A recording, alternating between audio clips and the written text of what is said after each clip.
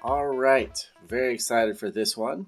Just came in the mail today, the USS Bonchune NCC 70915 Nebula class XL. As you can see, this is actually a pretty big box to kind of give you a perspective there. Very, very large one here. What's cool about this, most of the XL models are about anywhere from like say 9.5 to 10.5 or 11 inches long, depending on the ship, because most Starfleet ships are a longer design, such as the Enterprise or Excelsior or whatnot. But this ship being mostly a round saucer, you're going to get a larger footprint for the ship and not as long. So let's open it up. Very excited. This just arrived today. We have the magazine here. This ship is a Nebula class that was featured in Star Trek Voyager, I believe. So this is not one from Next Generation or smaller than the Galaxy class, which I find is funny they say that, because really if you look at the design of the Nebula, it should have more mass actually. But anyways, some pretty cool pictures here of the various models that were built throughout Next Generation and where the ship was featured. All that good stuff. Information you can find on the internet. Nobody wants to see that. We're here to see the ship itself.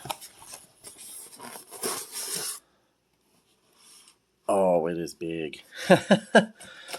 Pretty awesome, actually. All right, I'm going to stand up and... Oh my goodness. This is a huge XL. All right, there is the base. Yeah, it's wide. Okay. This is going to be pretty cool. Careful with it here. This should have a lot of detail on it. Oh my goodness. Oh, that is so hefty. Very hefty. Oh man, a lot of die cast. A lot of metal. Top feels plastic. Plastic here. That is definitely metal. Yeah, so you got this whole bottom of the saucer that is metal. Plastic. Metal. Oh, okay. So, all right, we'll get more into this. I'm gonna get the box out of the way here. Okay, so this is actually pretty exciting. This is a massive model here.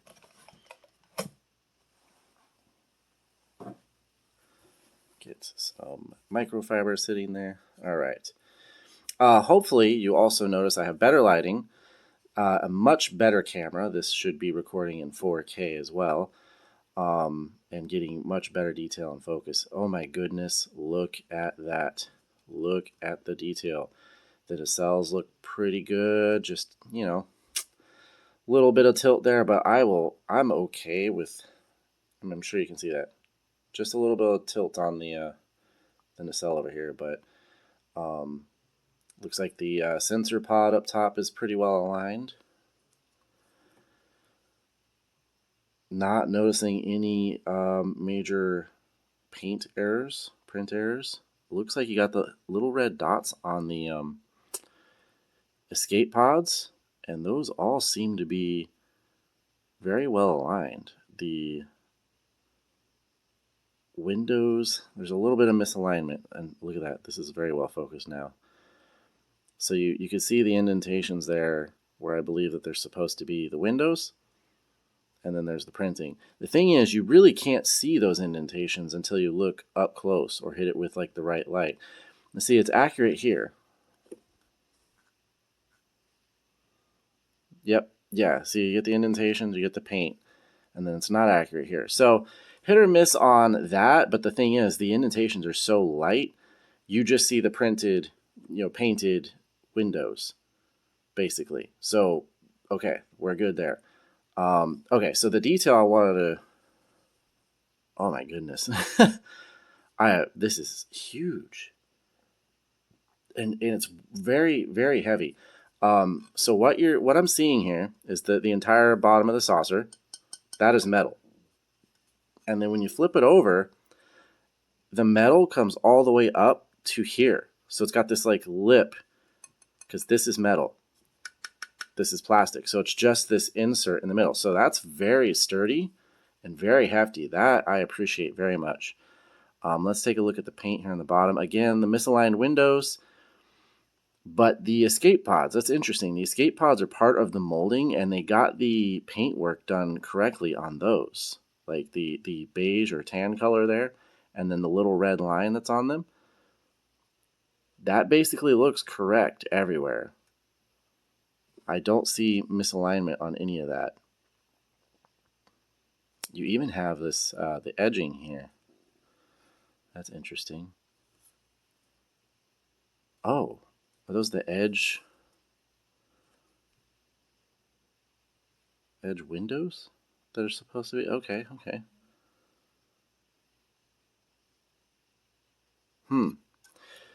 All right. I don't know. Like I said, I know people get really particular about these things.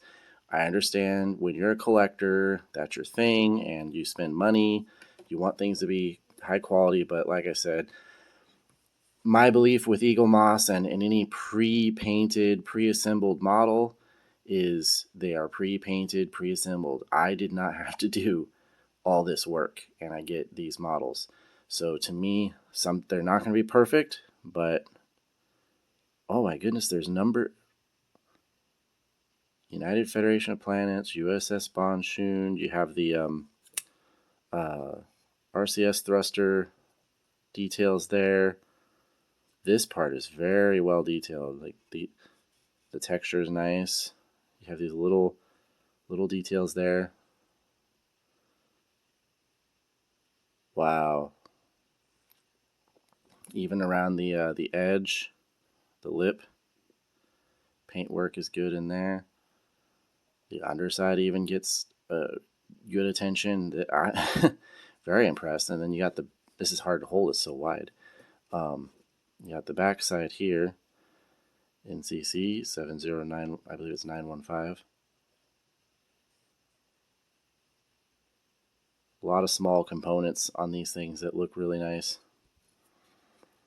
The side profile there, the translucent pieces on the nacelles, very happy with that. The paintwork, the what do you call it? The Aztecing looks good. I mean, overall, it's very hard to be disappointed with this. Like I said, the only imperfection is the misalignment of the indentations for windows and the paint on them. But again, when you're just kind of looking at this, you don't see that. You see the paintwork, and it's all basically where it's supposed to be, and it just looks like there's windows on a starship. Yeah, okay, so I want to get up close on the deflector here. The deflector is paint. Unfortunately, no translucent pieces there. But you have good detail. You got the dark blue on the outer part, the copper in the middle, and then a little blue, lighter blue ring inside of it. So good detail work. It's just not translucent. I mean, it would have been cool, but you get, you do have the translucent pieces on the nacelles. So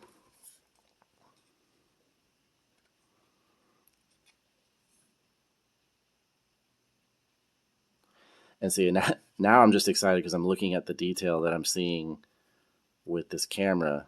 This is much better. I'm enjoying this. Hopefully you guys enjoy the view. You got your phaser across the bottom, all these things. This is impressive.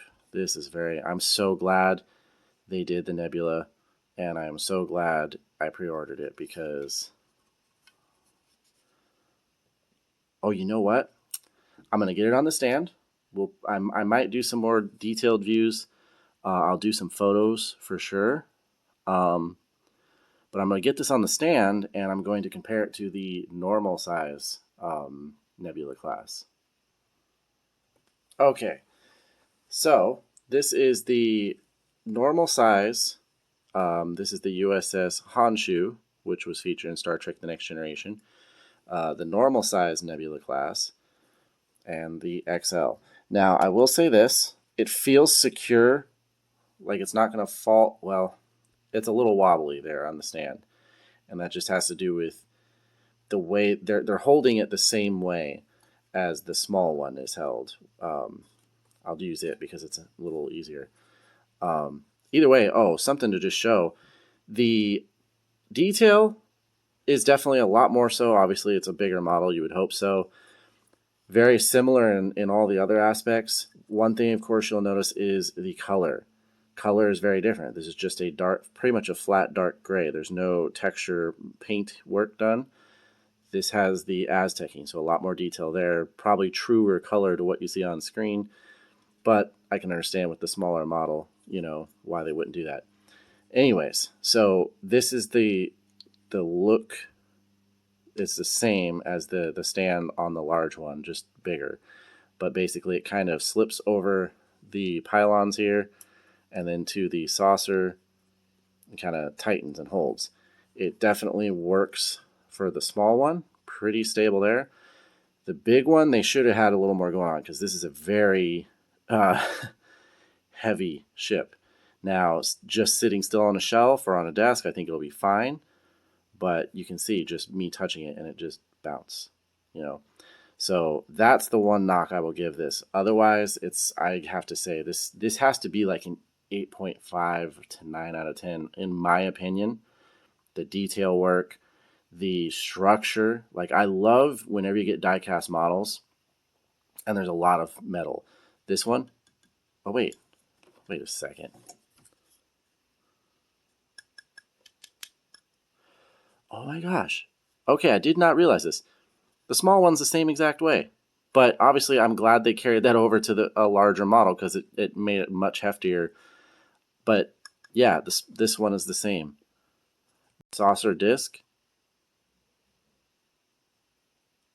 And yeah, the rim is the same, is also die cast, and then it's got like the insert here. Anyways, that is my opening for the USS Bonchune Nebula class XL from Eaglemoss. Very impressed with this model. I'd say if you're a collector, it's heavy, very heavy. If you are a collector, if you like next generation era starships like the Nebula and you want the bigger, heavier, better scale, I say go for it. At $75, I think this is very worth it. The amount of detail, the quality, the heft is there. So the structural integrity is good. But yeah, I say give it a shot for sure. I'm going to take some photos for this one, and those will be after the video.